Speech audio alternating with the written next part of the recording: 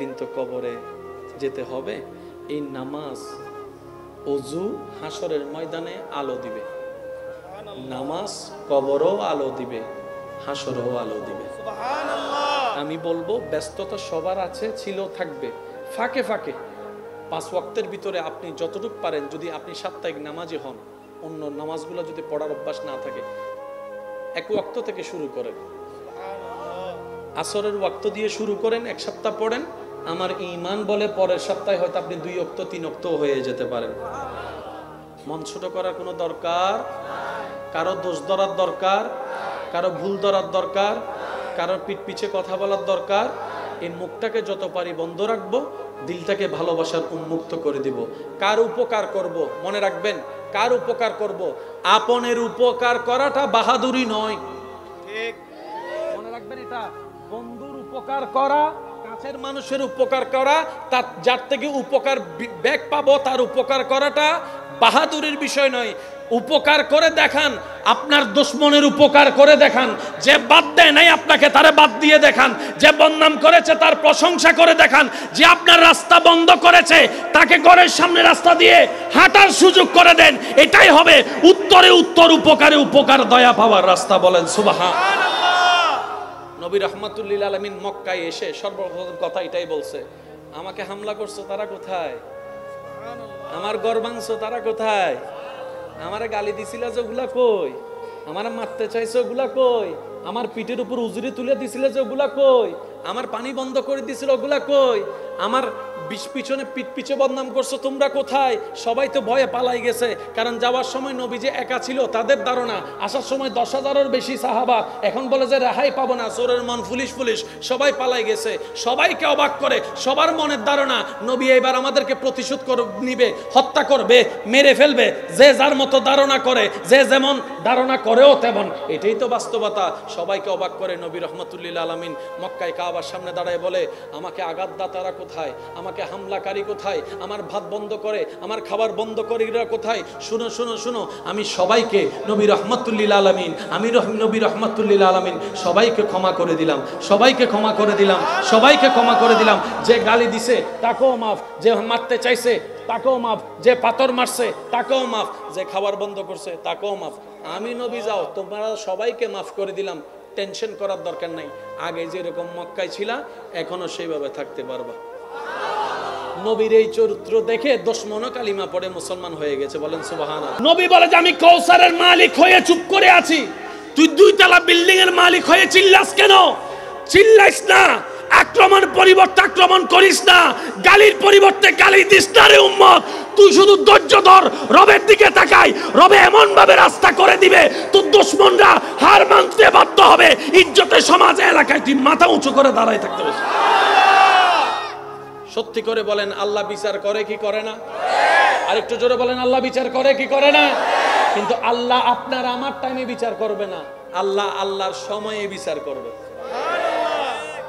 কিছুদিন পরে আল্লাহ পাক বলে, হাবিব আপনার অনেক কষ্ট হচ্ছে আমি বুঝতেছি। নবী বলে যে আল্লাহ আপনার জন্য আমি সব করতে পারি, সব করতে পারি, সব কষ্ট পারি। এবার আল্লাহ পাক বলে, নবী আপনি হিজরত করে মদিনায় চলে যান। একটু জোরে বলেন না সুবহানাল্লাহ। আপনি হিজরত করে মদিনায় চলে যান। মক্কাবাসী মনে মনে চিন্তা করতেছে, যাক গেই তো, তারা চিন্তা যাক গেই তো। মনে রাখবেন, যারা স্থান পরিবর্তন করে তাদের তকদির একটু বেশি ভালো হয়। একটু বুঝে নেন না, যারা স্থান পরিবর্তন করে, আপনের অত্যাচার স্বীকার করে জায়গা পরিবর্তন করে, আল্লাহ তাদের লাখ বজন বুঝি ফেলি কি হইতাম চাই না। ওনারা বেগুনতুন বুঝিলেও চলিব, যারা বুঝেন না বুঝি ফেলে ইদের। এক সময় বাদ ছিল না, আজকে লক্ষ মানুষ ভাত খাইতেছে। সুবহানাল্লাহ। কেন জোর হন আর দাদা কেন খেয়াল করলে বুঝিব। যারা স্থান পরিবর্তন করে তাদের লাখ আল্লাহ কুরাই দেয়, মনে রাখবেন। সেজন্য যদি কেউ অনর্গত বাইর করে দেয়, ঠিক আছে ভাই তোরা থাক, ও আল্লাহ তুই সহ তোমার বান্দারা বাইর করে দিয়ে দেয়। সুতরাং বান্দা এবার আল্লাহ হিসেবে তুই আরে নিয়ে আমার দম করিব। এবার অনেকে কিন্তু মনে করি সীতাকুণ্ড একখান সমান দেবেন দা অনর বংশর আল্লাহ ভাবে বাড়াই দিই, ইতারার নাম নিয়ে শুদ্ধ নাই হয় না, নয় হনা বাজে নবীকে মক্কা থেকে বের করে দিয়েছে তাদের প্ল্যানিং অনুযায়ী। তারা মনে করছে যাক গেছে তো কিছুদিন তো শান্তিতে থাকবো। কিছুদিন পরে তারা গুপ্ত মানুষের খবর থেকে শুনে মক্কায় ডেলি মুসলমান হয়তো 1 জন, মদিনায় ডেলি মুসলমান হচ্ছে 10 জন, 12 জন, 20 জন।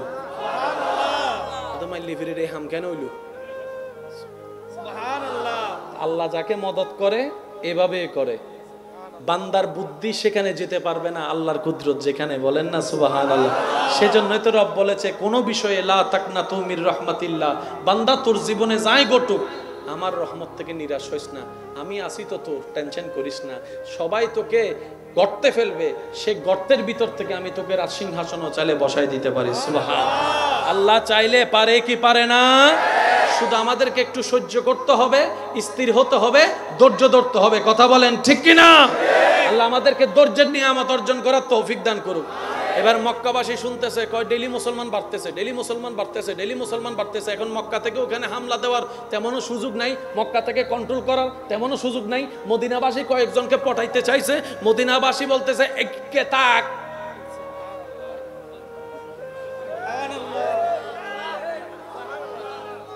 ফ্রি ফ্রি জিনিস ফেলে দাম নতা হে, ফ্রি ফ্রি জিনিস পেলে দাম থাকে না। আল্লাহ তোদেরকে নিজের হাবিবকে ফ্রি ফ্রি মক্কায় দান করছে, তোরা দাম দিতে জানোস নাই। এখন আমরা মদিনাবাসী পেয়েছি, আমরা তোদেরকে আর দিব না, আর দিব না। নবীও বলে যে আমি তোমাদেরকে ছেড়ে যাবই না, কিয়ামত পর্যন্ত মদিনা শরীফে শুয়ে থাকবো। ওই যে ইহসান, তালা আল বদরু আলাইনা, তালা আল বদরু আলাইনা মিন সানিয়াতিল বিদা ওয়াজাবা শুকরু আলাইনা মাদা লিল্লাহি দা। আপনার আমার নবী যখন মক্কা থেকে মদিনাবাসীর দাওয়াতে মদিনার দিকে যাওয়া শুরু করলেন, মদিনাবাসী নবীর আগমন দেখে এটাই পড়ছে, তালাল বদরু আলাইনা মিন সানিয়াতিল বিদা ওয়াজাবা শুকরু আলাইনা মাদা লিল্লাহি দা। মদিনাবাসী বলে যে তোরা হাজার কিছু দিল, ওনারা আর দিব না। নবী যে পরিবেশে বড় হচ্ছে সেখানে মিথ্যা কথা বলাটা কমন ছিল, মদ খাওয়াটা কমন ছিল, সব দিকে শুধু নোংরামি আর নোংরামি, এরকম পরিবেশ ছিল। সেই পরিবেশে বাবা হারা আমার নবী বড় হচ্ছে, মাটাও কিছুদিন পরে চলে গিয়েছে, শিখানোর মতো কেউ নাই। আদবকে শিখাবে, ভদ্রতাকে শিখাবে, শিখানোর জন্য তো কাউকে না কাউকে দরকার। নবীর পরিবারে তেমন শিখানোর মতো কেউ নাই, সে সমাজে স্কুলও নাই, মাদ্রাসাও নাই, শিক্ষকও নাই, শিখবে তো ভদ্রতা কোন জায়গার থেকে শিখবে? কিন্তু বড় তাজ্জুবের বিষয়, নবী রাহমাতুল্লিল আলামিন বড় হওয়া শুরু করলো, যেদিকে যায় সেদিকেই একবার যে নবীকে দেখেছে সে শুধু তাকায় রয়েছে, তাকায় রয়েছে, তাকায় রয়েছে। নবীকে যে একবার দেখেছে সে আর চোখ ফিরাতে পারে না। এত সুন্দর চেহারা কেমনে হয় মানুষ, এত সুন্দর কেমনে হয়, এত সুন্দর কেমনে হয়। একটু কাছে গিয়ে যখন নবীর সাথে কথা বলা শুরু করলো, নবীর আওয়াজটা যখন কানের মধ্যে আসছে, শুননেওয়ালা বলে এত সুন্দর আওয়াজ তো কারোটা শুনি নাই, এত সুন্দর আওয়াজ তো কারোটা শুনি নাই। এবার সেই নবীর সাথে যখন কথা বলা শুরু করলো, নবীর কথা শুনে বলে যে এত সুন্দর শব্দ চয়ন তো কারো থেকে দেখি নাই, এত সুন্দর করে শ্রদ্ধা দিয়ে কথা বলা কারো তো দেখি নাই। এবার সেই পরিবেশে নবীর বড় হওয়াটা এমন ভাবে বড় হওয়া হয়েছে, কাফেররা পর্যন্ত বলতে বাধ্য হয়েছে সবাই মিথ্যা কথা বলতে পারে, আব্দুল্লাহর ছেলে মিথ্যা বলতে পারে না, সবাই বাটপারি করতে পারে, আব্দুল্লাহর ছেলে বাটপারি করতে পারে না। নবীর চোখের প্রশংসা, চেহারার প্রশংসা করতে করতে এখন গিয়ে বলে সবার মধ্যে যদি কমতি থাকে আব্দুল্লাহর সন্তান মুহাম্মদের মধ্যে কোনো কমতি নাই। বলে সুবহানাল্লাহ। এতদিন ছিল চেহারার প্রশংসা, এখন বের হয়েছে কথার প্রশংসা। সুবহানাল্লাহ বলি বলি বলি। এখন বের হচ্ছে নবীর হাসির প্রশংসা, এখন বের হচ্ছে নবীর শব্দের প্রশংসা, এখন ব্যবহার হচ্ছে, প্রকাশ হচ্ছে নবীর আচরণের প্রশংসা। আরো কিছুদিন যেতে না যেতে যখন নবী আরো বড় হলেন, রাহমাতুল লিল আলামিন আরো বড় হচ্ছে, নবী রাহমাতুল লিল আলামিন আরো বড় হচ্ছে। বাবা মা দাদাও দুনিয়াতে পরিচয় দেওয়ার মতো কিংবা হাত ধরার মতো বলনেওয়ালা বলে মুহাম্মদের তো কেউ নাই, আশেপাশের মানুষ বলে মুহাম্মদের কেউ নাই। রব বলে যে কি বললি, কি কেউ নাই? বলে যে মুহাম্মদ সাল্লাল্লাহু আলাইহি ওয়াসাল্লাম। এক পর্যায়ে গিয়ে বলে মুহাম্মদের মাও নাই, বাপও নাই, দাদাও নাই, বংশ টিকার মতো ছেলেও নাই। নাউজুবিল্লাহ। বংশ দ্বারা টিকানোর মতো ছেলে নাই। আল্লাহ পাক বলে যে কি আমার নবীর কেউ নাই? আমি আছি যে তোরা দেখোস না? আমি রব আছি, আর কারে লাগতো? আমি খালিক আছি তো, আমি মালিক আছি তো। সুবহানাল্লাহর আওয়াজ জোরে জোরে বলতে হবে। আমি খালিক আছি তো উনার সাথে, আমি মালিক আছি তো, আমি রহমান আছি, আমি রহিম আছি, আমি কাদির আছি। ইন্নাল্লাহ আলা কুল্লি শাইইন কাদির ওয়ালা আল্লাহ আমি আছি। আর কে লাগতো? আমি আছি তো। এক পর্যায়ে বলে মুহাম্মদ সাল্লাল্লাহু আলাইহি ওয়াসাল্লাম দুনিয়ার থেকে যাওয়ার পরে বংশ তো টিকবে না, ওনার তো ছেলে সন্তান নাই, নির্বংশ বলে একটা কথা তারা প্রচার করছে। ওই যে যারে দেখতে পারে না তার চলন বাঁকা, যারে যে দেখতে পারে না তার সবকিছু তার খারাপ লাগে, ঠিক না? এবার রব্বুল আলামিন বলে আমার নবীর কি নাই বললি? আমার নবীর তোরা কি নাই বললি? আমার নবীর বাপ না থাকার কারণে, মা না থাকার কারণে, কুরাইশ বংশের মানুষরা সম্পত্তি না দেওয়ার কারণে আমার নবীকে তোরা গরিব ভাবলি, আমার নবীকে তোরা ফকির ভাবতেছস, আমার নবীকে তোরা অভাবী ভাবতেছস। ইন্না আতাইনা কাল কাউসার, কাল কাউসার, কাল কাউসার। কুল কায়নাতের মালিক স্রষ্টা আমি আল্লাহ আমার নবী মুস্তাফাকে বিশ্বের সেরা খজিনা, নিয়ামত ভরা খজিনা, সমস্ত কিছু আমার নবীকে আমি আল্লাহ দান করে দিলাম। আল্লাহু আকবার। ইয়া রাসূলুল্লাহ, ইয়া রাসূলুল্লাহ, জিন্দাবাদ জিন্দাবাদ। নবীর দুনিয়াতে আসার আগে আব্বা জানকে আল্লাহ নিয়ে গেছে। আমি সবার একটু মনোযোগ চাইবো, আজকে একটা কথা মনে রাখবেন। আল্লাহর উপর যে ভরসা করার মতো ভরসা করতে জানে, আল্লাহর হুকুম আসার জন্য যে অপেক্ষা করার মতো করতে জানে, আপনার চোখে যেখানে দেখবেন লাভ নাই, রব্বুল আলামিন আপনার ধৈর্যের কারণে সেখান থেকেও লাভের নদী আপনার জন্য খুলে দিবেন। সব সময় মাথায় রাখবেন, আপনার চোখে বলছে আমি লসে আছি, আপনার ব্রেনে বলছে আমি লসে আছি, কিন্তু আপনার ঈমান বলছে আমার আল্লাহ আছে। ওই বিশ্বাসটা, ঈমানটার কারণে আপনার ব্রেনটাকে মিথ্যা প্রমাণিত করে, আপনার চোখটাকে ভুল প্রমাণিত করে রব্বুল আলামিন এমন জায়গা থেকে লাভের সন্ধান বের করে দিবে, কল্যাণের সন্ধান বের করে দিবে, শান্তির রাস্তা বের করে দিবে। যখন সামনে আসবে আপনি অবাক হওয়া ছাড়া দ্বিতীয় কোনো উপায় থাকবে না। তবে সেই জায়গায় একটা বড় চরম পরীক্ষা আপনার আমার দিতে হয়, যেখানে আমরা প্রায় সময় মানুষ ফেল করে ফেলি। সেটা হচ্ছে আমরা যদি সেই সময়টা আসে, আমাদের প্রধান কাজ হচ্ছে ডাইনে বামে না তাকিয়ে চোখটা বন্ধ করে রবের দরবারে সিজদা দিয়ে আগে শুকরিয়া আদায় করা। এই চালাকি, এই কাজটা, এই বুদ্ধিমানের কাজটা যদি আমরা করতে পারি, নিয়ামতের কোনো অভাব হবে না। আমাদের অভ্যাস হচ্ছে বিপদে পড়লে আল্লাহকে ডাকতে ডাকতে ডাকতে ডাকতে ডাকতে ডাকতে উড়াই ফেলি একদম। আর বিপদ কেটে গেলে আল্লাহর দরবারে শুকরিয়া করার কথাটা মনে, এই জায়গায় আমাদেরকে একটু শুধরাতে হবে। বিপদে ধৈর্যের মাধ্যমে আল্লাহকে স্মরণ করব, নিয়ামত পাওয়ার পরে শুকরিয়ার মাধ্যমে রব্বুল আলামিনকে স্মরণ করব। বলি সুবহানাল্লাহ।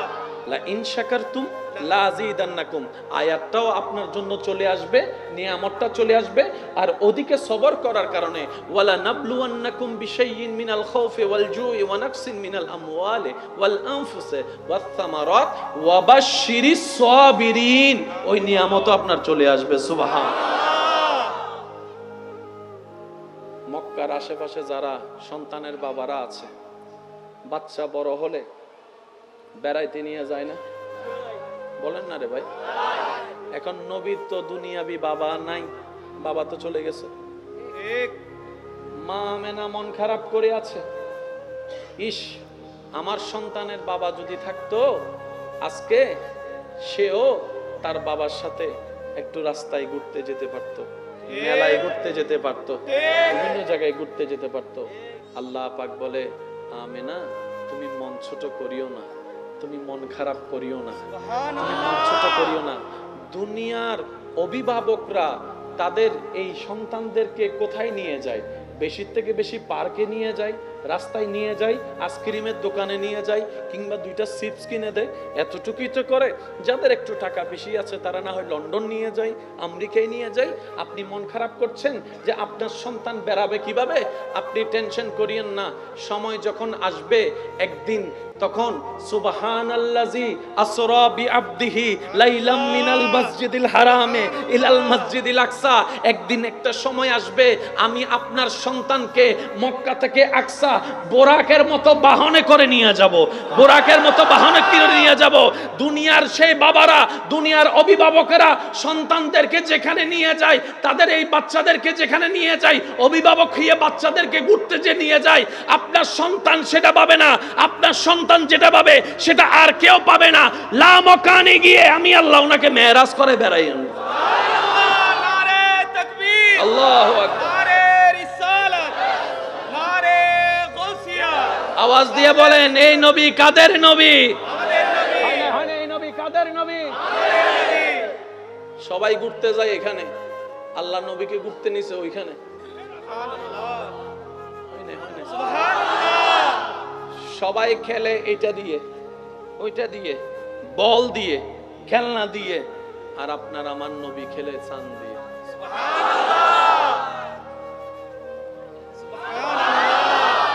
আর একটু মহব্বত করে বলা যাবে,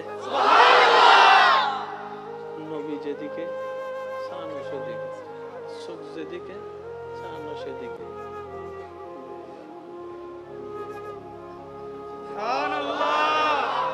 আল্লাহ বলে, আমেনা মন ছোট করেন না, দুনিয়ার বাচ্চাগুলা খেলনা দিয়ে খেলে, আর আপনার সন্তান আসমানের চাঁদ দিয়ে খেলবে। আল্লাহু আকবার, আল্লাহু আকবার। আল্লাহর কত বড় দয়া যে আমাদের উপরে, নবী রাহমাতুল লিল আলামিনের উম্মত বানিয়ে আমাদেরকে ডাইরেক্ট জিরো থেকে হিরো বানিয়ে দিয়েছেন। সুবহানাল্লাহ।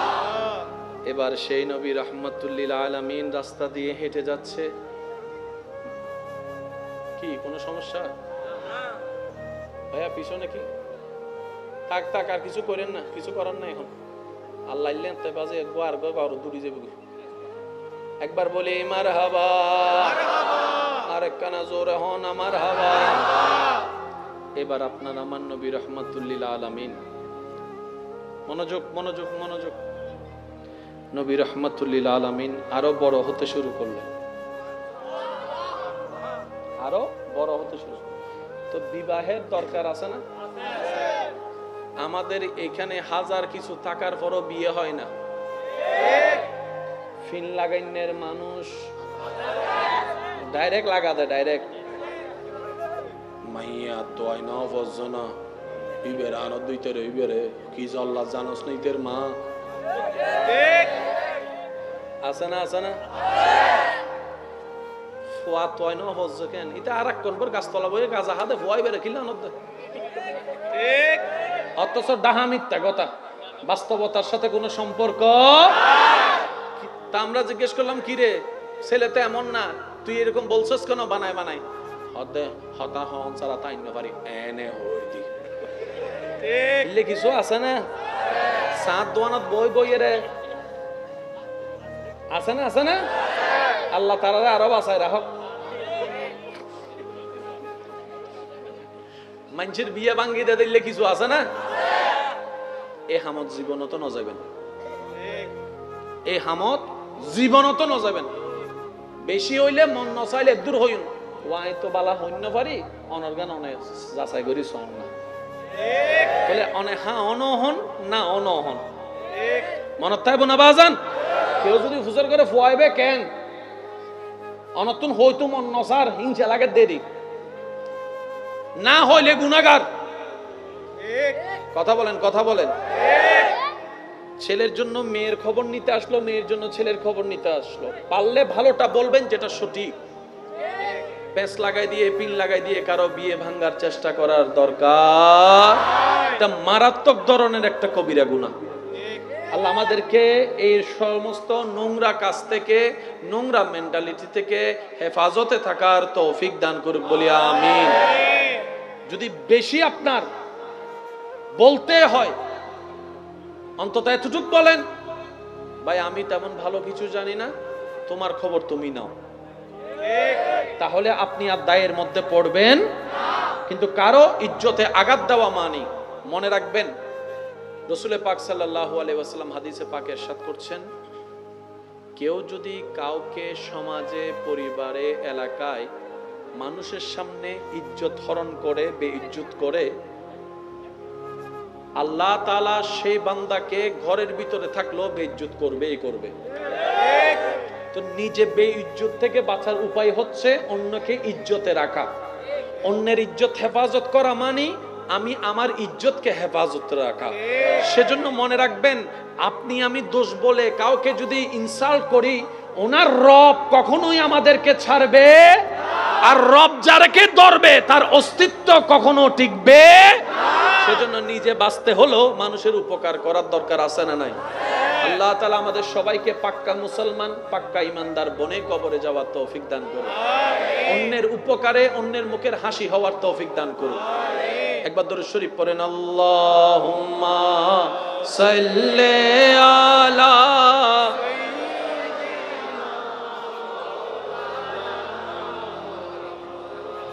ওয়া আলা আলি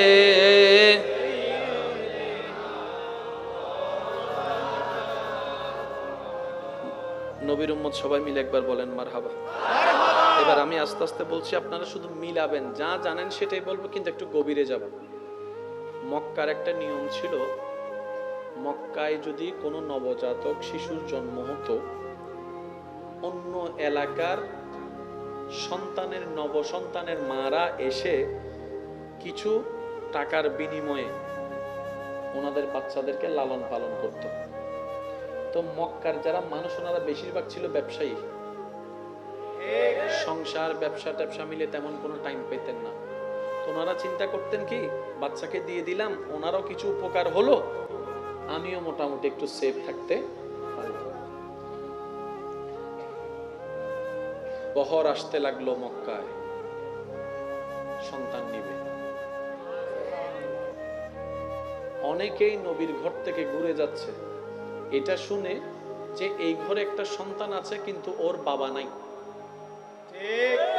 যেটা আমাদের সমাজে হয় আর কি। এই ঘরে একটা সন্তান আছে কিন্তু বাবা নাই।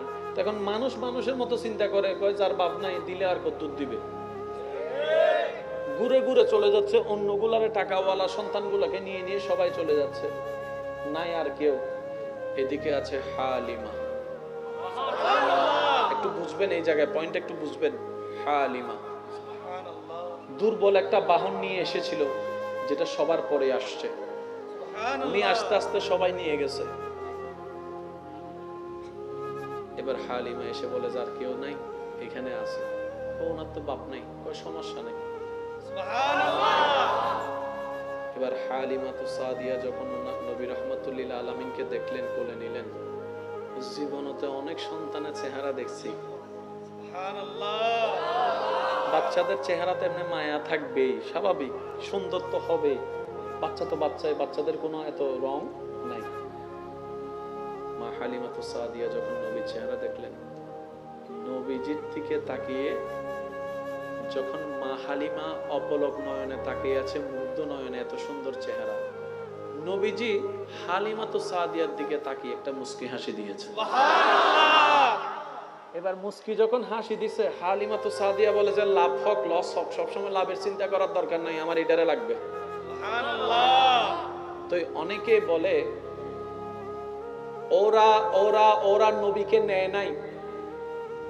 আমি শ্রদ্ধার সাথে বলি, বেয়াদবি মাফ করবেন, ওরা ওরা ওরা নবীকে নেয় নাই না, নবী ওদের কাছে যায় নাই। আর একটু জোরে বলেন না। আমার নবীরে রিজেক্ট করবে এমন বাপের ভূত আছে কে? বলেন না, আছে আছে। আমার নবীকে রিজেক্ট করবে, আপনার নবীকে রিজেক্ট করবে, আল্লাহর হাবিবকে রিজেক্ট করবে সৃষ্টি জগতে এমন বাপের ভূত তারা নেয় নাই না। আমাদের নবী তাদের কাছে যায় নাই। যাওয়া না যাওয়া কার হুকুম? তারা নিবে কিভাবে? আল্লাহ তো ব্যবস্থা করে রেখেছেন, নবী হালিমার ঘরে যাবে, তারা জোর করলেও তো নিতে পারবে। সবাই জানেন, শুধু একটু স্মরণ করিয়ে দিচ্ছি। এবার উনি বলে যে লাভ লস যা হওয়ার হোক, আমি গ্রহণ করলাম। এবার আপনার আমার নবীকে নিয়ে সেই দুর্বল বাহনে উঠলেন মা হালিমা। হালিমা যখন সেই দুর্বল বাহনে উঠলেন, যেটার দুর্বলতার কারণে সবার পিছনে উনি মক্কায় এসেছেন, বাস্তবতা এখন উল্টাই গেল, সবাইকে পিছনে ফেলে উনি আগেই সেই গন্তব্যে পৌঁছাই গিয়েছেন। সুবহানাল্লাহ। মা হালিমাতু সাদিয়া পৌঁছানোর অনেক দিন অনেকক্ষণ পরে ওই কাফেলে এসে যখন মা হালিমাকে দেখে, কিরে হালিমা তুমি নিজে দুর্বল, তোমার বাহন দুর্বল, তোমরা ঠেললো ঠেলা যায় না বাহনটা, আমাদের আগে পৌঁছালা কিভাবে? হালিমা বলে এত কিছু জানি না, এত কিছু জানি না। ওনারে কোলে নেওয়ার পর থেকে আমার সাথে এমন এমন কিছু হচ্ছে, মনে হয় যেন আমি স্বপ্ন দেখছি, বাস্তব মনে হচ্ছে না। সবকিছু অলৌকিক হওয়া শুরু করেছে, অলৌকিক হওয়া শুরু করেছে। আমি যখন এই ওনাকে নিয়ে আমি যখন বাহনে উঠলাম, ওনাকে নিয়ে যখন আমি বাহনে উঠলাম, আমার বাহনের কি হয়েছে আমি জানি না। আমি দেখছি 10 মাইলের পথ 1 মাইলে শেষ হয়ে যাচ্ছে। মিনিটেও বরকত, সময়ও বরকত, গাড়িতেও বরকত, বাহনেও বরকত, শরীরেও বরকত, শক্তিতেও বরকত হওয়া শুরু করেছে। আল্লাহু আকবার।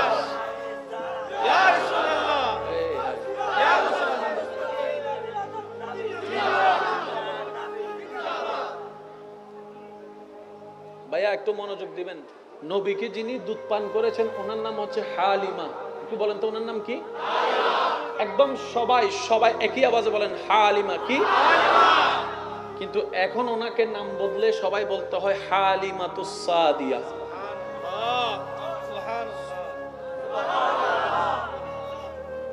ঘরের সামনে গাছ টাছ তাহে না, বড়ই গাছ টাছ তাহে না, যদিও অন্য কেউ পাইতাম নদীদেরই এবারও গাছ তুই গাবারও আছে না। মা হালিমার ঘরের সামনে একটা ফলের গাছ ছিল, যে গাছটার মধ্যে জানেই নেই, ধরতে গেলে ধরেন না, মানে ফল টল কিচ্ছু নাই। নবীকে নিয়ে গেলেন, সকালবেলা ঘুম থেকে উঠে দেখে গাছ সতেজ, ফল ভরপুর, ফল ভরপুর, ফল ভরপুর।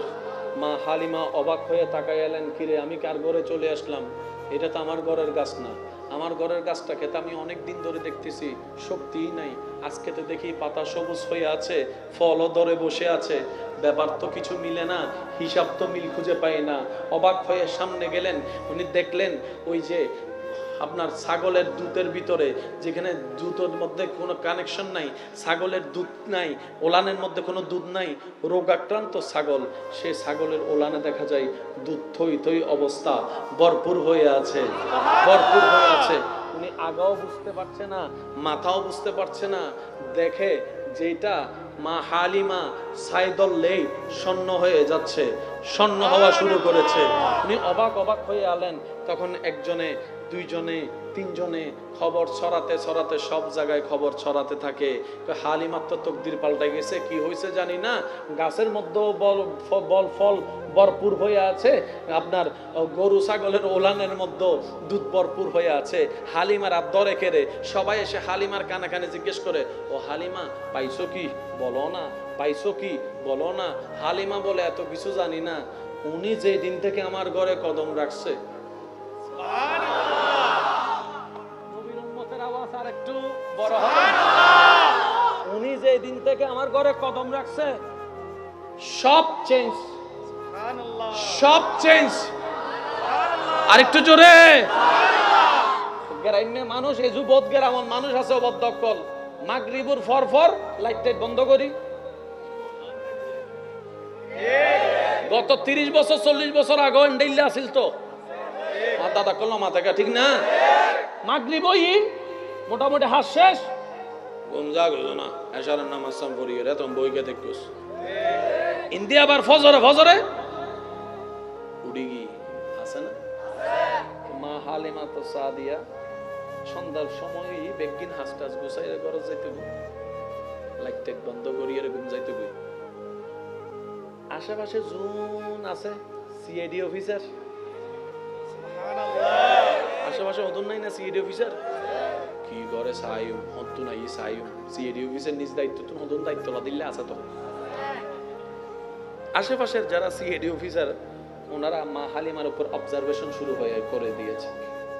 গোপনে গোপনে দেখে এদিকে সূর্য ডুবেছে, চতুর্দিকে অন্ধকার হয়েছে, ডানে অন্ধকার, বামে অন্ধকার, সামনে অন্ধকার, পিছনে অন্ধকার। মা হালিমার ঘর থেকে কেমন জানি একটা সুন্দর আলো বের হওয়া শুরু করেছে, সুন্দর আলো বের হওয়া শুরু করেছে। পরের দিন সকালে অনেকেই গিয়ে মা হালিমাকে জিজ্ঞেস করে, ও হালিমা কোন লাইট ইউজ করো, কোন বাতি ইউজ করো? সারা রাত দেখলাম চতুর্দিকে অন্ধকার, তোমার ঘর থেকে একটা আলো বের হলো, কিন্তু আলোটা দেখে দূর থেকে দেখলে তো বোঝা যায় হারিকেনের আলো কেমন হয়, মোমবাতির আলো কেমন হয়, এনার্জি বাল্বের আলো কেমন হয়, হ্যালোজিনের আলো কেমন হয়, পার্থক্যটা মোটামুটি তো বুঝি, কিন্তু এই আলোটা তো কোনো আলোর মতোই লাগলো না। মোমবাতির মতো আলোটা তো আলো ছিল, কিন্তু চমৎকার আলো ছিল। কোন জায়গার থেকে এই লাইট পাইলা? মা হালিমা বলে যে আমি কিচ্ছু জানি না, ওনার ঘরে আনার পর থেকে আমার ঘর আর অন্ধকার হয় না, আমার ঘর আর অন্ধকার হয় না। এবার যারাই নেয় নাই, যারা আপনার আমার নবীকে নেয় নাই, তখন নেয় নাই বলছে, নেয় নাই, যায় নাই, এবার তারা এসে হালিমার বলে হালিমা টাকা কিছু বাড়াই দেব, আমার সম্পদ দরকার হলে কিছু বিক্রি করে হইলেও দিব, এটা আমাকে দাও। আরেকজনে বলে যে পাহাড় 2টা লেখা দিব, এটা আমাকে দাও। আরেকজনে বলে যে আমি ওটের পাল তোমারে দিয়ে দিব, এটা আমাকে দাও। হালিমা বলে জান চলে যেতে পারে, আমি দিতে পারবো না, আমি দিতে পারবো না, আমি দিতে পারবো না। কারণ তোমরা সমস্ত বাচ্চার সাথে দুধ খাওয়ানোর দায়িত্ব নিয়েছো টাকার লেনদেনের কারণে। আমি হালিমা টাকার লেনদেন আগের গুলোর সাথে করেছি, এর সাথে আমার টাকার লেনদেন হয় নাই, দিলের লেনদেন হয়ে গেছে, দিলের লেনদেন হয়ে গিয়েছে। কারণ আমি দেখেছি আমার 2 স্তনের মধ্যে এই মোহাম্মদ জীবনে কোনোদিন 2টা খাই নাই, একসাথে 2টা খাই নাই, একটা খেয়ে আরেকটা রেখে দিয়েছে আমার ছেলের জন্য। নিজের চাইতে পড়ার কথা উনি বেশি চিন্তা করে। দিতেন নয় যা সিডিংয়ে বাসারি দুরু দুরু যা ও নহদ দুরু দুরু এসে সিডিংয়ে করো না মাথায় দুরু দুরু জিজ্ঞেস তো নাই সুস আর দাদা তো হস্ট ওর পানলা রাখে না, ওনারা বুড়ো মানুষ তো বাজ কেন সেট করি ওনারা আরাম করে বসতো, আরাম করে বসতো। ভালোবাসার জায়গা মদিনা, ভালো লাগার জায়গা মদিনা, ভালোবাসার জায়গা মদিনা, ভালো লাগার জায়গা মদিনা। আরেকটু জোরে, ভালোবাসার জায়গা মদিনা, ভালো লাগার। উচ্চ আওয়াজে বলেন মারহাবা। মা হালিমা বলে বেগিন দিত্তারে,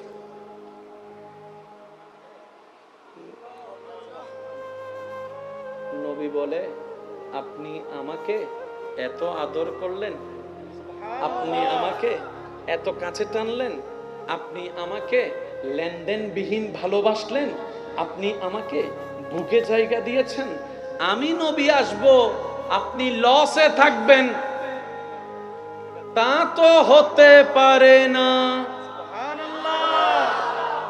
আল্লাহ পাক বলে হালিমা তুমি আমার নবীকে আপন করেছো, সম্মান করেছো, মায়া করেছো, মহাব্বত করেছো, নিজের ঘরে রেখেছো, জায়গা তুমি নিজের বুকে স্থান দিয়েছো, নবীর সেবা করেছো। আমি আল্লাহ এমন ভাবে ব্যবস্থা করে দিলাম সেই দিন মক্কায় আসা কারো নাম পৃথিবীবাসী জানবে না, কিন্তু তুমি হালিমার নাম কিয়ামত পর্যন্ত আমার বান্দারা সম্মানের সাথে স্মরণ করবে। আর কারো নাম জানা, ওই দিন যে মক্কায় আসছিল আর কারো নাম জানা, কিন্তু এখনো এখানকার মানুষ জানে মা হালিমাতুস। একটু জোরে বলে মা হালিমাতুস, মা হালিমাতুস। শুধু তা না, অনেকে নিজের মেয়ের নামও হালিমা রাখে। সুবহানাল্লাহ, হনজা বোনা। অনেকে নিজের বোনের নাম হালিমা রাখে। কিরে হালিমা এটা কে? বলে যে নবীর দুগ্ধ মাতা।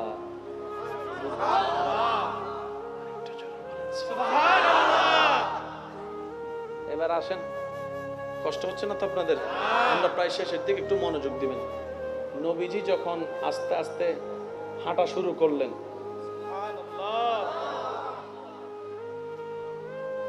বেশিরভাগ নবী রাসূলের একটা সুন্নতের অংশ আপনারা হয়তো শুনেছেন, জানেন। ছাগল চড়ানো, দুব্বা চড়ানো, ওট চড়ানো, এটার সাথে প্রত্যেকটা কম বেশি নবী রাসূলের একটা সম্পর্ক আছে। আরেকটা কাজ, সেটা হচ্ছে কৃষি কাজ। তো এই দুইটা কাজকে ছোট করে দেখা মানে আমাদের মেন্টালিটি ছোট, আমাদের চিন্তা ছোট। আমার দৃষ্টিতে, আপনারা কি মনে করেন আমি জানি না, একটা মানুষের দৈনন্দিন প্রত্যেক দিন কি কাপড় কিনতে হয়? বলেন না ভাই, কাপড় কিনতে হয়, জুতো কিনতে হয়, টুপি কিনতে হয়, ঘড়ি কিনতে হয়, কিন্তু প্রত্যেক দিন একটা মানুষের খাবার দরকার হয়, ভাতের দরকার হয়। আর সেই ভাতটা হয় মাটি থেকে কৃষকরা নামার কারণে। তাহলে সারা বাংলাদেশে নয়, সারা পৃথিবীতে যে খাবার চাহিদা, কৃষকরা মাঠে নামে বলেই, ঘাম ঝরায় বলেই, পরিশ্রম করে বলেই, কাদা শরীরে লাগাই বলেই তো কোনো না কোনো ভাবে সেটা আপনার আমার পর্যন্ত আছে, ঠিক কি না? আমার দৃষ্টিতে একটা দেশের সবচাইতে সম্মানী ব্যক্তিদের লিস্টের মধ্যে কৃষকদের নাম থাকা দরকার। অথচ আমরা কত অধপতনের দিকে গিয়েছি দেখেন। কোটিপতিকে, ইন্ডাস্ট্রিওয়ালাদেরকে সেলুট দিয়ে সম্মান দিচ্ছি, যদিও ওনার সেই ম্যাটেরিয়ালটা আপনার আমার হয়তো জীবনে একবার লাগবে, না হয় বছরে একবার লাগবে, কিন্তু একটা কৃষকের কাজ প্রত্যেকদিন আমাদের লাগে। কোনো না কোনো ভাবে কৃষকের সাপোর্ট কিন্তু আমাদের লাগেই। সে কৃষক যদি কেউ বলে যে আমি কৃষক, আমরা দুইটা পয়সার দাম দিতে চাই না। অনেকে কৃষকের সন্তান হয়ে সমাজে পরিচয় দিতে চায় না যে আমার বাবা কৃষক।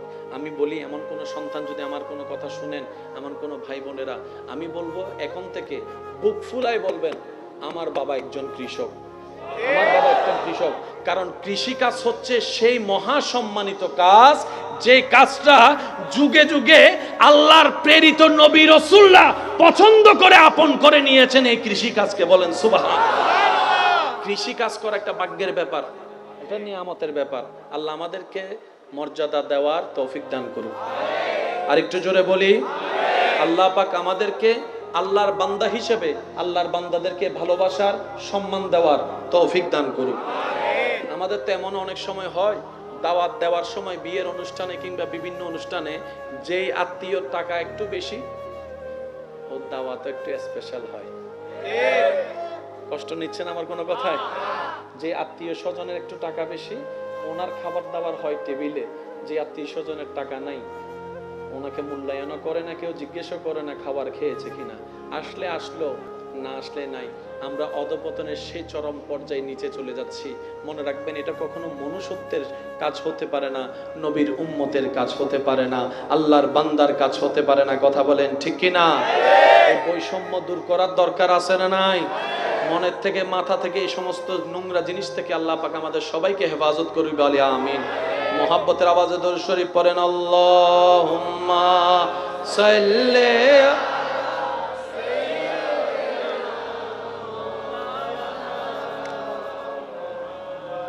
ওয়া আলা আলি।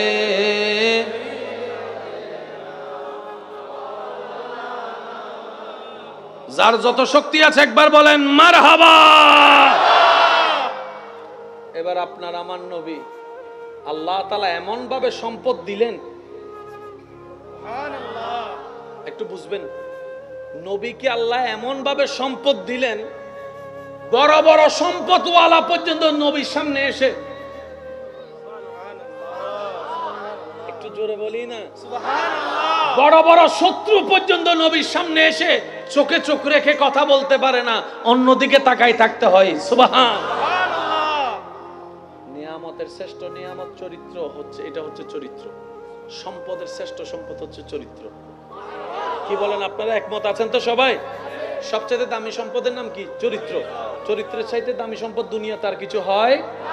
আল্লাহ তাআলা বলে, ইন্নাকা লাআলা খুলুকিন আযীম। সুবহানাল্লাহ। মুহাব্বতের আওয়াজে বলেন সুবহানাল্লাহ। সুবহানাল্লাহ। আপনি আমি ভোটার আইডি কার্ড বানাইতে গেলে, পাসপোর্ট বানাইতে গেলে, ওই এলাকার যে কোনো একজন সরকারি প্রতিনিধির কাছ থেকে একটা চরিত্রের সার্টিফিকেট নিতে হয়। সেখানে উনি না দেখা সিগনেচার করে দেয়, সিল মারা থাকে, সিগনেচারটা পরে করে দেয়, লেখা থাকে আমার জানা মতে আমার এলাকার সবচাইতে ভালো মানুষ। ঠিক কথা বলেন না?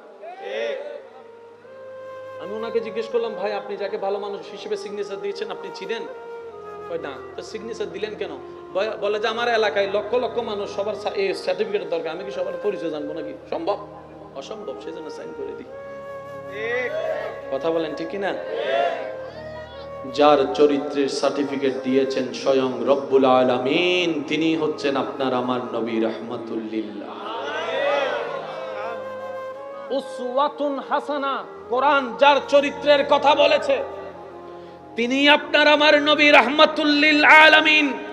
ইন্নাকা লাআলা খুলুকিন আযীম বলে রব্বুল আলামিন যার চরিত্র মোবারকের সার্টিফিকেট দিয়েছেন তিনি আপনার আমার নবী রাহমাতুল লিল আলামিন। আসুন, আমার পূর্বের আলোচক আলোচনার ফাঁকে বলেছেন কোরআন হচ্ছে থিওরিক্যাল, নবী রাহমাতুল লিল আলামিন হচ্ছে প্র্যাকটিক্যাল। যদি আপনাদের বিরক্ত না লাগে, কষ্ট না লাগে, তাহলে 2-4 মিনিট কথা বলবো ইনশাআল্লাহ। ইনশাআল্লাহ। অনুমতি আছে?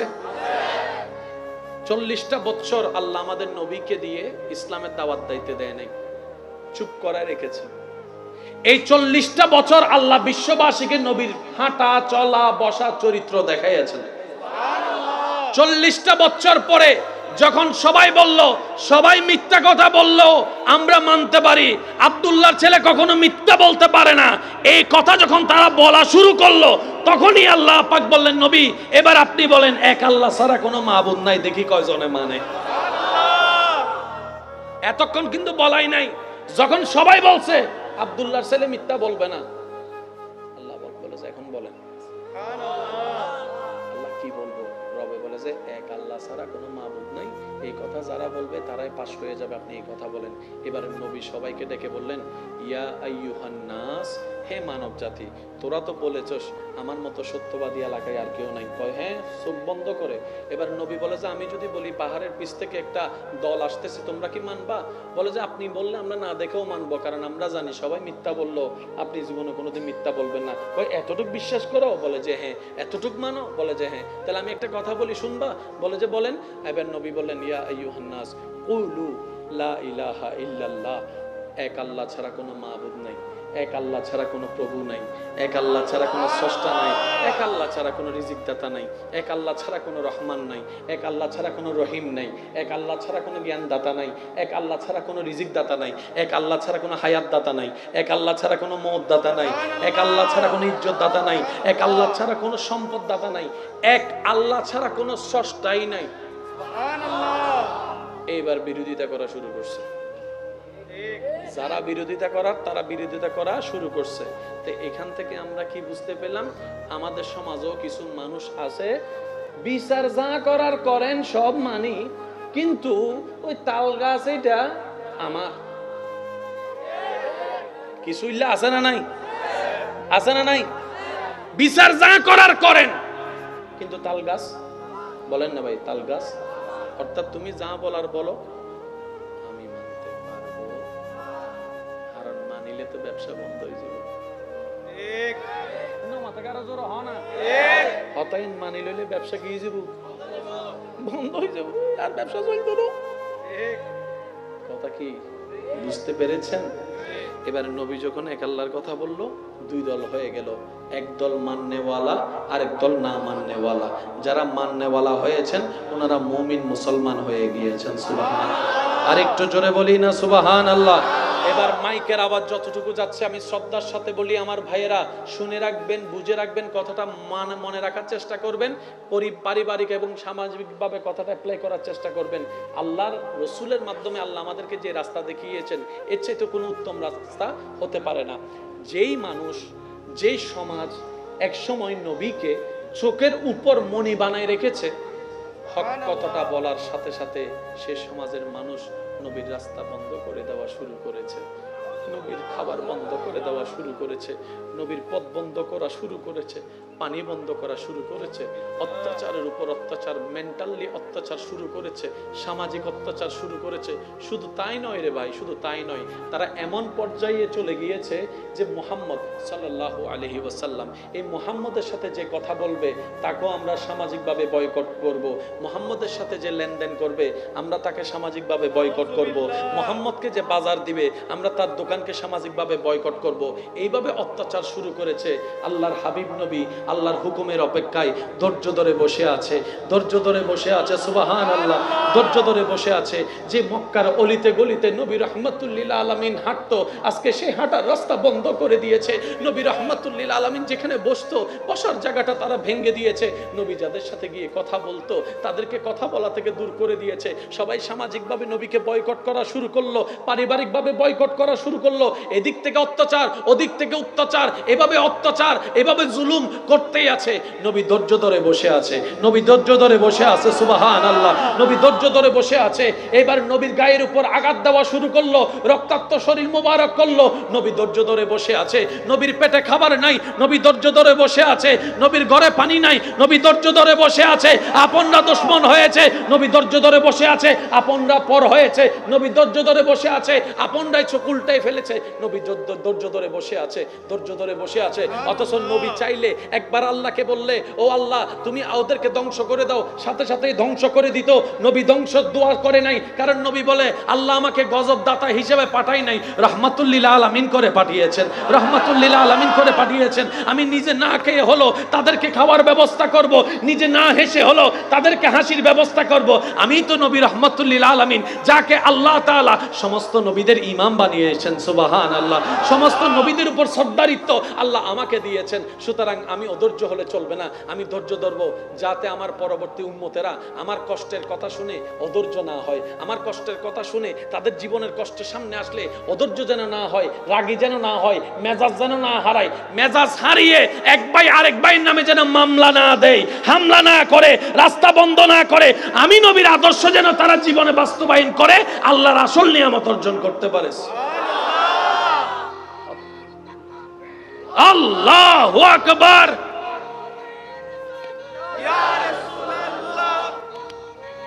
আপনার আমার নবী আরো বড় হওয়া শুরু করছে। কিশোর বয়স, চাচার সাথে গেছে। একটু জোরে বলেন না। যাইতে যাইতে যাইতে যাইতে যাইতে এমন একটা গাছের নিচে বসছে যেখানে একজন রাহেব, একজন পাদ্রী এসে দূর থেকে নবীর সে বসাটা দেখে আশেপাশে এসে মানুষকে জিজ্ঞেস করছে, উনি কে? হাজার হাজার মানুষ পড়ে আছে, আপনি সবাইরে বাদ দিয়ে উনি কে জিজ্ঞেস করলেন কেন? কই এই কারণ তোমরা বুঝবা না। আজকে আমি এখানে ডিউটি করছি অনেক বছর, আমাদের কিতাবে লেখা আছে এই গাছের নিচে যে বসবে সে সাধারণ কেউ হবে না, সাধারণ কেউ হবে না, আল্লাহর হাবিব হবে, শেষ নবী হবে, রাহমাতুল লিল আলামিন। উনি কে? পরিচয় দেন। ওনার নাম মুহাম্মদ। হয় নাই? ঠিক আছে, কিতাবের সাথে মিলছে। ওনার আব্বার নাম কি? আব্দুল্লাহ। ঠিক আছে। বাড়ি কই? মক্কা। বংশ কি? কুরাইশ। এবার সে রাহেব নবী সে চাচাকে জানালেন, আপনি একটু ওনাকে সাবধানে রাখেন, হিংসুকরা পাইলে ওনার ক্ষতি করতে চাইবে। শেষ নবী যে চলে আসছে এটা যদি বুঝে ফেলে অনেকের পেট কামড়ানো শুরু হবে, নিজের ধর্মের অবস্থা 12টা বেজে যাবে চিন্তা করে হিংসায় এই নবীর ক্ষতি করতে পারে। নবী মুস্কি মুস্কি হাসতে লাগলেন। আমাদের সমাজে বাবার ছায়া মাথার উপর থেকে উঠে গেলে দুনিয়ায় চলা বড় কষ্টের হয়ে যায়। বাপটা মারা গেলে চোখটা বন্ধ করলে চাচা, জ্যাঠা, কাকা, মামা, আশেপাশের মানুষগুলো অত্যাচার করতে শুরু করে। হাজার জায়গায় রেকর্ড আছে, বাপটা মারা যাওয়ার কারণে, স্বামীটা মারা যাওয়ার কারণে ওনাদেরকে ভাতের ব্যবস্থা পর্যন্ত করে নাই, ঘর থেকে পর্যন্ত বের করে দিয়েছে, এমন রক্তের মানুষ আছে। যার মাথার উপর বাবার ছায়া নাই, স্বামীর ছায়া নাই, বড় ভাইয়ের ছায়া নাই, আমাদের সমাজ কেমন জানি তাদেরকে গ্রহণ করতে চাই না।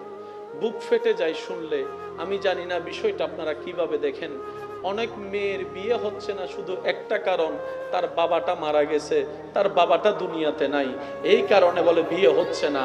আমার জানার প্রশ্ন, আমার বোনটা কি বাবাকে হত্যা করেছে?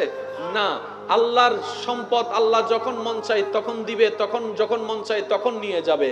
মেয়ের বাবার মৃত্যুতে তো মেয়ের কোনো হাত নাই, তাহলে বাবা না থাকার কারণে মেয়েকে বিবাহ দিবেন না কেন, করবেন না কেন, ছেলের জন্য বউ বানায় আনবেন না কেন? বলে যে অভিভাবক নাই। শুনে রাখুন, জেনে রাখুন, মনে রাখুন, যার দুনিয়াতে বাবার মতো অভিভাবক থাকে না, যার দুনিয়াতে স্বামীর মতো অভিভাবক থাকে না, যার দুনিয়াতে বড় ভাইয়ের মতো অভিভাবক থাকে না, যার দুনিয়াতে চাচার মতো অভিভাবক থাকে না, যার দুনিয়াতে অভিভাবকের ছায়া থাকে না, রব্বুল আলামিন বলে ওই বান্দার অভিভাবক আমি স্বয়ং নিজেই রব্বুল আলামিন হয়ে গেলাম। সেজন্য এই সমস্ত মানুষদেরকে কাছে টানার চেষ্টা করবেন। যার দুনিয়াতে অভিভাবক নাই, আপনি বলবেন যে আমি আছি তোর সাথে, আল্লাহ পাক দেখবেন যে আপনাকে রহমত দিয়ে ভরপুর করে দিবে, আপনি কল্পনাও করতে পারবেন না। সুবহানাল্লাহ। ইমানদার ভাইরা আওয়াজ দিয়ে বলেন, আল্লাহ চাইলে পারে কি পারে না? আল্লাহ চাইলে দিতে পারে কি পারে না? পাথর থেকেও ফুল আমার রব্বুল আলামিন ফুটাতে চাইলে পারে কি পারে না? সমাজের এই সমস্ত দুষ্টু কালচারগুলো পরিবর্তন হওয়ার দরকার, চিন্তা ভাবনাগুলো পরিবর্তন হওয়ার দরকার।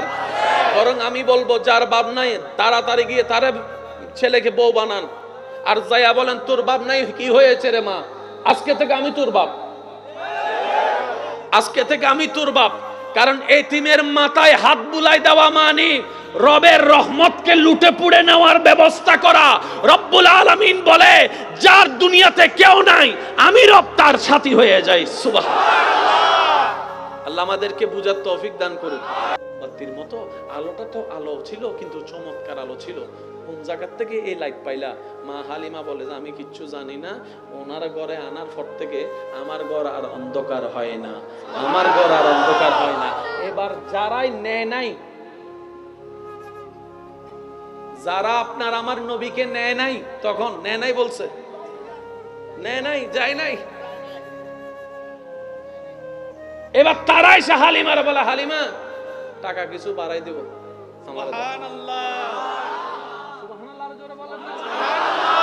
সম্পদ দরকার হলে কিছু বিক্রি করে হইলেও দিব, এটা আমাকে দাও। আরেকজনে বলে যে পাহাড় 2টা লেখা দিব, এটা আমাকে দাও। আরেকজনে বলে যে আমি ওটের পাল তোমারে দিয়ে দিব, এটা আমাকে দাও। হালিমা বলে জান চলে যেতে পারে, আমি দিতে পারবো না, আমি দিতে পারবো না, আমি দিতে পারবো না। কারণ তোমরা সমস্ত বাচ্চার সাথে দুধ খাওয়ানোর দায়িত্ব নিয়েছো টাকার লেনদেনের কারণে। আমি হালিমা টাকার লেনদেন আগের গুলোর সাথে করেছি, এর সাথে আমার টাকার লেনদেন হয় নাই, দিলের লেনদেন হয়ে গেছে, দিলের লেনদেন হয়ে গিয়েছে। কারণ আমি দেখেছি আমার দুই স্তনের মধ্যে এই মোহাম্মদ জীবনে কোনোদিন দুইটা খাই নাই, একসাথে দুইটা খাই নাই, একটা খেয়ে আরেকটা রেখে দিয়েছে আমার ছেলের জন্য। নিজের চাইতে পড়ার কথা উনি বেশি চিন্তা করে, দিতেন নয় যা সিডিংয়ে বাসারি দুরু দুরু যা ও নহদ দুরু দুরু এসে সিডিংয়ে করো না মাতের দুরু দুরু জিক্কের তো নাই সুস আর দাদা তো হস্ট আর পানলা রাখ কেন ওনারা বুড়ো মানুষ তো বাজ কেন সেট করি ওনারা আরাম করে বসতো, আরাম করে বসতো। ভালোবাসার জায়গা মদিনা, ভালো লাগার জায়গা মদিনা, ভালোবাসার জায়গা মদিনা, ভালো লাগার জায়গা মদিনা। আরেকটু জোরে, ভালোবাসার জায়গা মদিনা, ভালো লাগার বলেন মারহাবা। মা হালিমা বলে বেগিন দিকতারি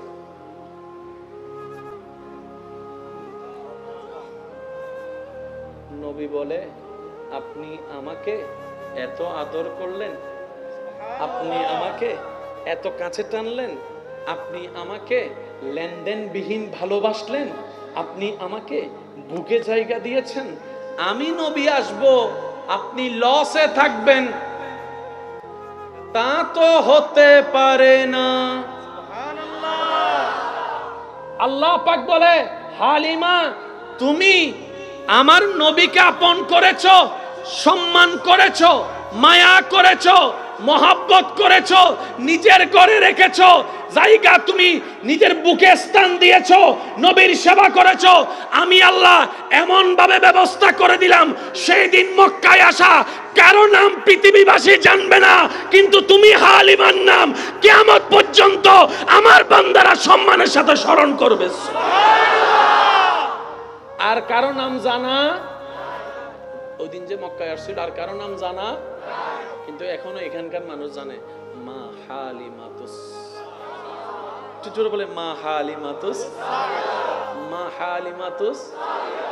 শুধু তা না, অনেকে নিজের মেয়ের নামও হালিমা রাখে। সুবহানাল্লাহ, অনেকে নিজের বোনের নাম হালিমা রাখে। কিরে হালিমা এটা কে? বলে যে নবীর দুগ্ধ মাতা।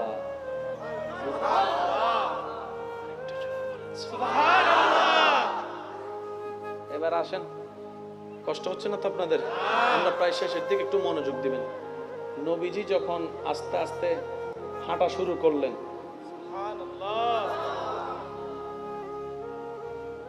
বেশিরভাগ নবী রাসূলের একটা সুন্নতের অংশ আপনারা হয়তো শুনেছেন, জানেন। ছাগল চড়ানো, দুব্বা চড়ানো, ওট চড়ানো, এটার সাথে প্রত্যেকটা কম বেশি নবী রাসূলের একটা সম্পর্ক আছে। আরেকটা কাজ, সেটা হচ্ছে কৃষি কাজ। তো এই দুইটা কাজকে ছোট করে দেখা মানে আমাদের মেন্টালিটি ছোট, আমাদের চিন্তা ছোট। আমার দৃষ্টিতে আপনারা কি মনে করেন আমি জানি না, একটা মানুষের দৈনন্দিন প্রত্যেক দিন কি কাপড় কিনতে হয়? বলেন না ভাই, কাপড় কিনতে হয়, জুতো কিনতে হয়, টুপি কিনতে হয়, ঘড়ি কিনতে হয়, কিন্তু প্রত্যেক দিন একটা মানুষের খাবার দরকার হয়, ভাতের দরকার হয়। আর সেই ভাতটা হয় মাটি থেকে কৃষকরা নামার কারণে। তাহলে সারা বাংলাদেশে নয়, সারা পৃথিবীতে যে খাবার চাহিদা কৃষকরা মাঠে নামে বলে, ঘাম ঝরায় বলে, পরিশ্রম করে বলে, কাদা শরীরে লাগাই বলে, তো কোনো না কোনো ভাবে সেটা আপনার আমার পর্যন্ত আছে, ঠিক কি না? আমার দৃষ্টিতে একটা দেশের সবচাইতে সম্মানী ব্যক্তিদের লিস্টের মধ্যে কৃষকদের নাম থাকা দরকার। অথচ আমরা কত অধপতনের দিকে গিয়েছি দেখেন। কোটিপতিকে, ইন্ডাস্ট্রিওয়ালাদেরকে সেলুট দিয়ে সম্মান দিচ্ছি, যদিও ওনার সেই ম্যাটেরিয়ালটা আপনার আমার হয়তো জীবনে একবার লাগবে, না হয় বছরে একবার লাগবে, কিন্তু একটা কৃষকের কাজ প্রত্যেকদিন আমাদের লাগে। কোনো না কোনো ভাবে কৃষকের সাপোর্ট কিন্তু আমাদের লাগেই। সে কৃষক যদি কেউ বলে যে আমি কৃষক, আমরা 2টা পয়সার দাম দিতে চাই না। অনেকে কৃষকের সন্তান হয়ে সমাজে পরিচয় দিতে চায় না যে আমার বাবা কৃষক। আমি বলি, এমন কোন সন্তান যদি আমার কোনো কথা শুনেন, এমন কোনো ভাই বোনেরা, আমি বলবো এখন থেকে বুক ফুলায় বলবেন আমার বাবা একজন কৃষক, আমার বাবা একজন কৃষক। কারণ কৃষি কাজ হচ্ছে সেই মহা সম্মানিত কাজ, যে কাজটা যুগে যুগে আল্লাহর প্রেরিত নবী রাসূলুল্লাহ পছন্দ করে আপন করে নিয়েছেন। এই কৃষি কাজকে বলেন সুবহানাল্লাহ। কৃষি কাজ করা একটা ভাগ্যের ব্যাপার, এটা নিয়ামতের ব্যাপার। আল্লাহ আমাদেরকে মর্যাদা দেওয়ার তৌফিক দান করুন। আর একটু জোরে বলি, আল্লাহ পাক আমাদেরকে আল্লাহর বান্দা হিসেবে আল্লাহর বান্দাদেরকে ভালোবাসার, সম্মান দেওয়ার তৌফিক দান করুন। আমাদের তো এমন অনেক সময় হয়, দাওয়াত দেওয়ার সময় বিয়ের অনুষ্ঠানে কিংবা বিভিন্ন অনুষ্ঠানে যেই আত্মীয়র টাকা একটু বেশি, ওর দাওয়াত একটু স্পেশাল হয়। কষ্ট নিচ্ছেন আমার কোনো কথায়? যে আত্মীয় স্বজনের একটু টাকা বেশি, ওনার খাবার দাবার হয় টেবিলে। যে আত্মীয় স্বজনের টাকা নাই, ওনাকে মূল্যায়নও করে না, কেউ জিজ্ঞেসও করে না খাবার খেয়েছে কিনা। আসলে আসলো, না আসলে নাই। আমরা অধপতনের সেই চরম পর্যায়ে নিচে চলে যাচ্ছি। মনে রাখবেন, এটা কখনো মনুষ্যত্বের কাজ হতে পারে না, নবীর উম্মতের কাজ হতে পারে না, আল্লাহর বান্দার কাজ হতে পারে না। কথা বলেন ঠিক কিনা? এই বৈষম্য দূর করার দরকার আছে না নাই? মনের থেকে, মাথা থেকে, এই সমস্ত নোংরা জিনিস থেকে আল্লাহ পাক আমাদের সবাইকে হেফাজত করবে, বলি আমিন। মোহাব্বতের আওয়াজে দরুদ শরীফ পড়েন, আল্লাহুম্মা সাল্লি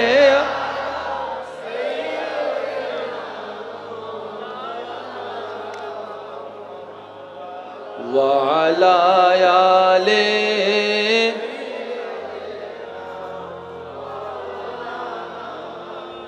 যার যত শক্তি আছে একবার বলেন মারহাবা। এবার আপনার আমার নবী আল্লাহ তাআলা এমন ভাবে সম্পদ দিলেন,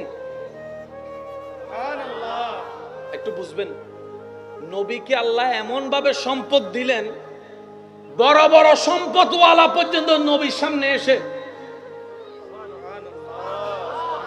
একটু জোরে বলি না সুবহানাল্লাহ, বড় বড় শত্রু পর্যন্ত নবীর সামনে এসে চোখে চোখ রেখে কথা বলতে পারে না, অন্যদিকে তাকায় থাকতে হয়। সুবহানাল্লাহ। নিয়ামতের শ্রেষ্ঠ নিয়ামত চরিত্র হচ্ছে, এটা হচ্ছে চরিত্র। সম্পদের শ্রেষ্ঠ সম্পদ হচ্ছে চরিত্র। কি বলেন আপনারা? একমত আছেন তো সবাই? সবচেয়ে দামি সম্পদের নাম কি? চরিত্র। চরিত্রের চাইতে দামি সম্পদ দুনিয়াতে আর কিছু হয়? আল্লাহ তাআলা বলে, ইন্নাকা লাআলা খুলুকিন আযীম। সুবহানাল্লাহ। মহব্বতের আওয়াজে বলেন সুবহানাল্লাহ। সুবহানাল্লাহ। আপনি আমি ভোটার আইডি কার্ড বানাইতে গেলে, পাসপোর্ট বানাইতে গেলে, ওই এলাকার যে কোনো একজন সরকারি প্রতিনিধির কাছ থেকে একটা চরিত্রের সার্টিফিকেট নিতে হয়। সেখানে উনি না দেখা সিগনেচার করে দেয়, সিল মারা থাকে, সিগনেচারটা পরে করে দেয়। লেখা থাকে, আমার জানা মতে আমার এলাকার সবচাইতে ভালো মানুষ। ঠিক কথা বলেন না? আমি ওনাকে জিজ্ঞেস করলাম, ভাই আপনি যাকে ভালো মানুষ হিসেবে সিগনেচার দিয়েছেন আপনি চিনেন? কই না। তো সিগনেচার দিলেন কেন? বলে যে আমার এলাকায় লক্ষ লক্ষ মানুষ, সবার এই সার্টিফিকেটের দরকার, আমি কি সবার পরিচয় জানবো নাকি? সম্ভব? অসম্ভব, সেজন্য সাইন করে দিই। কথা বলেন ঠিক কিনা? যার চরিত্রের সার্টিফিকেট দিয়েছেন স্বয়ং রব্বুল আলামিন, তিনি হচ্ছেন আপনার আমার নবী রাহমাতুল লিল আলামিন। উসওয়াতুন হাসানা, কোরআন যার চরিত্রের কথা বলেছে, তিনি আপনার আমার নবী রাহমাতুল লিল আলামিন। ইন্নাকা লাআলা খুলুকিন আযীম বলে রব্বুল আলামিন যার চরিত্র মোবারকের সার্টিফিকেট দিয়েছেন, তিনি আপনার আমার নবী রাহমাতুল লিল আলামিন। আসুন, আমার পূর্বের আলোচনার ফাঁকে বলেছেন, কোরআন হচ্ছে থিওরিক্যাল, নবী রাহমাতুল লিল আলামিন হচ্ছে প্র্যাকটিক্যাল। যদি আপনাদের বিরক্ত না লাগে, কষ্ট না লাগে, তাহলে 2-4 মিনিট কথা বলবো ইনশাআল্লাহ। অনুমতি আছে? 40টা বছর আল্লাহ আমাদের নবীকে দিয়ে ইসলামের দাওয়াত দিতে দেয় নাই, চুপ করায় রেখেছে। এই 40টা বছর আল্লাহ বিশ্ববাসীকে নবীর হাঁটা চলা বসা চরিত্র দেখাইয়াছেন। 40টা বছর পরে যখন সবাই বলল, সবাই মিথ্যা কথা বলল, আমরা মানতে পারি আব্দুল্লাহর ছেলে কখনো মিথ্যা বলতে পারে না, এই কথা যখন তারা বলা শুরু করলো, তখনই আল্লাহ পাক বললেন, নবী এবার আপনি বলেন এক আল্লাহ ছাড়া কোনো মাবুদ নাই, দেখি কয়জনে মানে। এতক্ষণ কিন্তু বলাই নাই।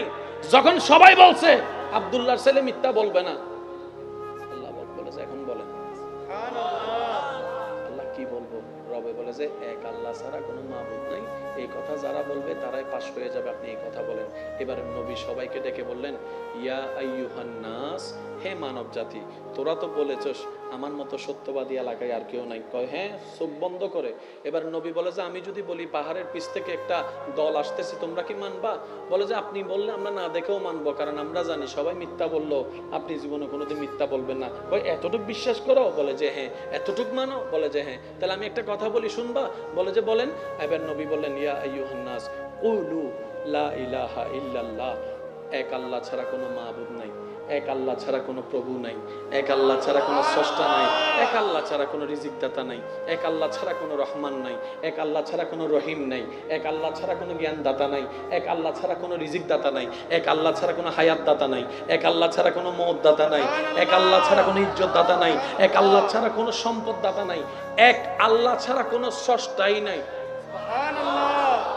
এইবার বিরোধিতা করা শুরু করছে। যারা বিরোধিতা করার তারা বিরোধিতা করা শুরু করছে। তো এখান থেকে আমরা কি বুঝতে পেলাম? আমাদের সমাজেও কিছু মানুষ আছে, বিচার যা করার করেন সব মানি, কিন্তু ওই তাল গাছ এটা আমার কিছু আছে না নাই? আছে না নাই? বিচার যা করার করেন, কিন্তু তাল গাছ বলেন না ভাই, তাল গাছ। অর্থাৎ তুমি যা বলার বলো, আমি মানতে পারবো, কারণ মানিলে তো ব্যবসা বন্ধ হয়ে যাবে। ঠিক না মাথা কারো জোর হ না, হতাইন মানি লইলে ব্যবসা কি হয়ে যাবে? বন্ধ হয়ে যাবে, আর ব্যবসা চলতো না। ঠিক কথা কি বুঝতে পেরেছেন? এবার নবী যখন এক আল্লাহর কথা বললো, দুই দল হয়ে গেল, এক দল মাননেওয়ালা আর এক দল না মাননেওয়ালা। যারা মাননেওয়ালা হয়েছেন ওনারা মুমিন মুসলমান হয়ে গিয়েছেন। সুবহানাল্লাহ। আর একটু জোরে বলি না সুবহানাল্লাহ। এবার মাইকের আওয়াজ যতটুকু যাচ্ছে আমি শ্রদ্ধার সাথে বলি, আমার ভাইয়েরা শুনে রাখবেন, বুঝে রাখবেন, কথাটা মনে রাখার চেষ্টা করবেন, পারিবারিক এবং সামাজিকভাবে কথাটা অ্যাপ্লাই করার চেষ্টা করবেন। আল্লাহর রসুলের মাধ্যমে আল্লাহ আমাদেরকে যে রাস্তা দেখিয়েছেন, এর চাইতে কোনো উত্তম রাস্তা হতে পারে না। যেই মানুষ, যেই সমাজ এক সময় নবীকে চোখের উপর মণি বানায় রেখেছে, হক কথাটা বলার সাথে সাথে সে সমাজের মানুষ নবীর রাস্তা বন্ধ করে দেওয়া শুরু করেছে, নবীর খাবার বন্ধ করে দেওয়া শুরু করেছে, নবীর পথ বন্ধ করা শুরু করেছে, পানি বন্ধ করা শুরু করেছে, অত্যাচারের উপর অত্যাচার, মেন্টালি অত্যাচার শুরু করেছে, সামাজিক অত্যাচার শুরু করেছে। শুধু তাই নয় রে ভাই, শুধু তাই নয়, তারা এমন পর্যায়ে চলে গিয়েছে যে মুহাম্মদ সাল্লাল্লাহু আলাইহি ওয়াসাল্লাম, এই মুহাম্মদের সাথে যে কথা বলবে তাকেও আমরা সামাজিকভাবে বয়কট করব, মুহাম্মদের সাথে যে লেনদেন করবে আমরা তাকে সামাজিকভাবে বয়কট করব, মুহাম্মদকে যে বাজার দিবে আমরা তার দোকানকে সামাজিকভাবে বয়কট করব। এইভাবে অত্যাচার শুরু করেছে। আল্লাহর হাবিব নবী আল্লাহর হুকুমের অপেক্ষায় ধৈর্য ধরে বসে আছে, ধৈর্য ধরে বসে আছে। সুবহানাল্লাহ। ধৈর্য ধরে বসে আছে। যে মক্কার অলিতে গলিতে নবী রাহমাতুল লিল আলামিন হাঁটতো, আজকে সেই হাঁটার রাস্তা বন্ধ করে দিয়েছে। নবী রাহমাতুল লিল আলামিন যেখানে বসতো, বসার জায়গাটা তারা ভেঙে দিয়েছে। নবী যাদের সাথে গিয়ে কথা বলতো তাদেরকে কথা বলা থেকে দূর করে দিয়েছে। সবাই সামাজিকভাবে নবীকে বয়কট করা শুরু করলো, পারিবারিকভাবে বয়কট করা শুরু করলো। এদিক থেকে অত্যাচার, ওদিক থেকে অত্যাচার, এভাবে অত্যাচার, এভাবে জুলুম করতেই আছে। নবী ধৈর্য ধরে বসে আছে, নবী ধৈর্য ধরে বসে আছে। সুবহানাল্লাহ। নবী ধৈর্য ধরে বসে আছে। এবার নবীর গায়ের উপর আঘাত দেওয়া শুরু করলো, রক্তাক্ত শরীর মোবারক করলো, নবী ধৈর্য ধরে বসে আছে। নবীর পেটে খাবার নাই, নবী ধৈর্য ধরে বসে আছে। নবীর ঘরে পানি নাই, নবী ধৈর্য ধরে বসে আছে। আপনরা দুশমন হয়েছে, নবী ধৈর্য ধরে বসে আছে। আপনরা পর হয়েছে, নবী ধৈর্য ধরে বসে আছে।